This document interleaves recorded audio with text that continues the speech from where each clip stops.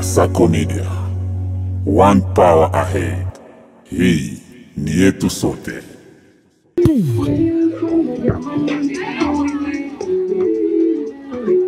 Naam, Charles Msambia Elengelela ndani ya uwanja huu wa zoni ya 9. Mwenzangu anapaita ni Karangamundu Derby.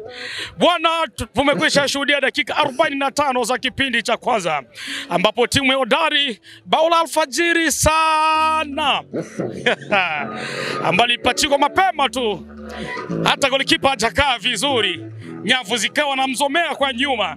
Sasa tunataka tuchambue dakika zile. Sipo mwenyewe, nipo na naitwa Ribe Mwene ambaye ni mchambuzi wa soka kambini ya Rugusu. Asante sana Robert Mwene. Dakika 45 tayari tumekwenda kuzishuhudia hapa. Tuanze na upande wa timu ya Miracle. Kosa zilikuwa wapi? Upande wa timu ya Miracle ni kwamba katika kosa kwanza katika safu yao ya ushambuliaji haipo vizuri. Na tukiangalia katika safu yao pia ya ulinzi na yenyewe haipo sawa. Na ndo imesababisha katika sekunde zile 30 za mwanzo wakawa wameachia bao. Okay, safi sana. Unafikiri kocha anaweza akafanya kitu gani, kwa sababu mlizi engo namba 3 anakuwa hayupo vizuri, na ndio maana kocha ameamua kufanya mabadiliko. Je, mabadiliko yale unaona alifanya vizuri au alichelewa kidogo kwa sababu tayari jahazi lilikuwa limekwisha sana? Katika mabadiliko aliyoyafanya kocha amechelewa kwa sababu kwamba mchezaji yule alionyesha dhahiri kwamba katika dakika zile 10 za mwanzo alikuwa tayari ashakuwa amepwaya, lakini baada ya kumtoa hapa tumeona katika hizi dakika 10 za mwisho baada ya mchezaji yule kutoka, timu ya Miracle walikwenda kufanya kosa kule kwenye safu ya ushambuliaji wao, walikaa vizuri kidogo. Safi sana. Timu ya Miracle inatumia nguvu sana. Je, unadhani hizo nguvu na zenyewe zinaweza zikasababisha wao kutokupata matokeo chanya?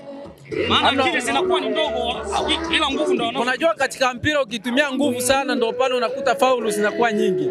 Na ndio maana tukiangalia katika kipindi cha kwanza hichi kwenye mipira ile ya kurushwa wameitoa nje sana kwa sababu kwamba wamecheza vibaya sana katika dakika hizi za 45.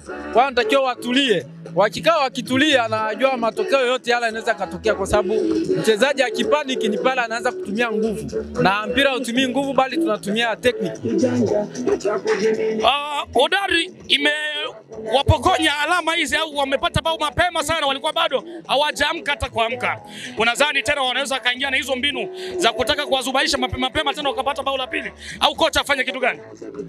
Tunapoangalia timu ya Hodari ni timu ambao wako chap sana na wanalenga sana mchezo, yani wanalenga mpira, walengi sana mchezaji kama wanavyofanya timu ya Miracle. Kwa hiyo akija na mfumo huu tutaangalia lolote lile laweza likatokea, kwa sababu kwamba ni mfumo mzuri ambao ameutumia mapema, ambapo mchezaji wake Filipo alikwenda kutikisa nyafu katika sekunde 30 za mwanzo.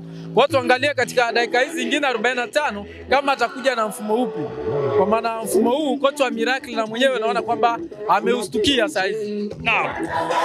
Timu ya Miracle imekosa nafasi 3 za uwazi kabisa, ambazo namba 9 yule na yule ambaye anavalia namba 7 sijamkariri jina vizuri. Anaonekana kuwa mwiba, pamoja kwamba anakuwa na kigugumizi kile cha kutosukuma mpira moja kwa moja ndani ya goli. Wale watu wafanye kitu gani? Kocha afanye kitu gani ili waweze kupata matokeo mazuri haraka, kwa sababu pressure ni nyingi sana ukiangalia vizuri kwenye huu mchezo. Sasa anapokosea mashabiki wanakuwa wana hali nzuri. Nini ambacho anaweza kukifanya ile mashabiki warudi kwenye hali yao nzuri? Ina maana kocha wa Miracle ni kwamba ajitahidi sana atumie namba 10 wake aweze kutoa pasi chanya. Kwa maana Miracle wanatumia pasi ambazo sio chanya, ambazo ndio maana zitoe matokeo mazuri. Lakini wakitoa pasi ambazo zile ambazo zinalenga mchezaji pale alipo, naamini lolote la uwezekano, kwa sababu tulivyoona zile kosa zao, golikipa wa Hodari ni kama vile zubaa langoni, kwa maana anaposhika mpira ni mara tu baada anaposhika huwa anautapika na utema mara kwa mara. Kwa hiyo wakiongeza mashambulizi pale na kutoa pasi ambazo ziko chanya, naamini lolote lawezekana. Okay, asante. Twende sasa upande wa timu ya Hodari. Hodari wanaonekana kuwa chapu, wanatumia nguvu na akili ndio, lakini mpaka dakika hii bado hatujaona, ila tu wanajaribu kutafuta zile bao za mbali. Ukichukua huyu nambari 12 ambaye anaitwa kwa jina la Eliud, anaachia mikwaju ya mbali sana ambazo inakuwa ni off target. Je, hizo mbinu zinaweza zikasababisha wao kupata bao?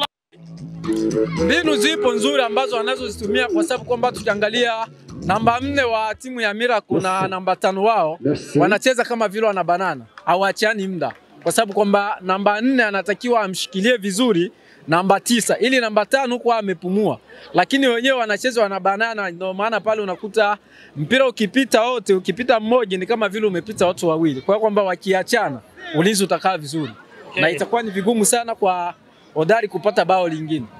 Asante sana. Ili wapate bao lingine Hodari, nini ambacho wanaweza wakakifanya? Wanaweza wakatumia mbinu ipi?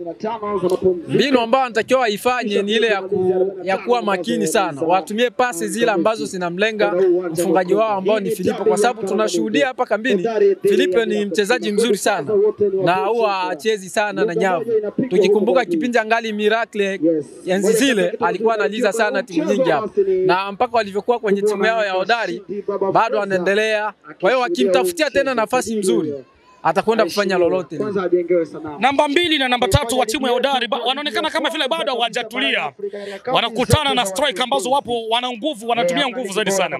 Nini ambacho wanatakiwa kukifanya? Kocha anatakiwa afanye kitu gani ili matokeo yaendelee kuwa hivyo hivyo, watoke wakidedea na ushindi wao wa pointi 3? Kocha anatakiwa awahimize sana wachezaji wake, watumie sana akili, kwa sababu wakitumia nguvu ndo pale faulu zinakuwa nyingi, na faulu zikiwa nyingi ndo pale adui anapata nafasi. Akipata free kick yawezekana akapiga free kick ikaingia hadi golini, kwa sababu kuna free kick zingine ambazo zinakuwa karibu. Wa Hodari ni kwamba vile anataka anashabikia, ni kwamba ameshajazwa na furaha. Kwa hiyo ni kwamba ni kitu ambacho anatakiwa akiache kwanza, wacheze mpira afu baadaye wakishamaliza dakika 90 hizi afu ndo aanze kusherekea. Ndio pale unaona anaposhika mpira anatema, anaringaringa uwanjani. Kwa hiyo ndio maana pale kwa nani referee muamuzi pale wa Eno alikwenda kumuonya kwamba anakwenda kupoteza muda.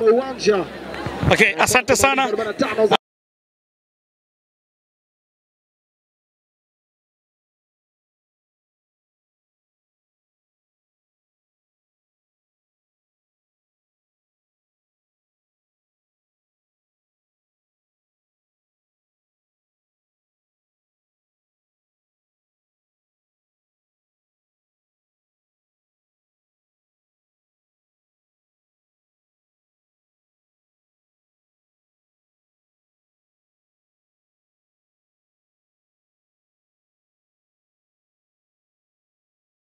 Matangazo ya moja kwa moja Chazi Msambi Elengelela, nilikuwa na mchambuzi wetu Ruben Makonda. Bye bye.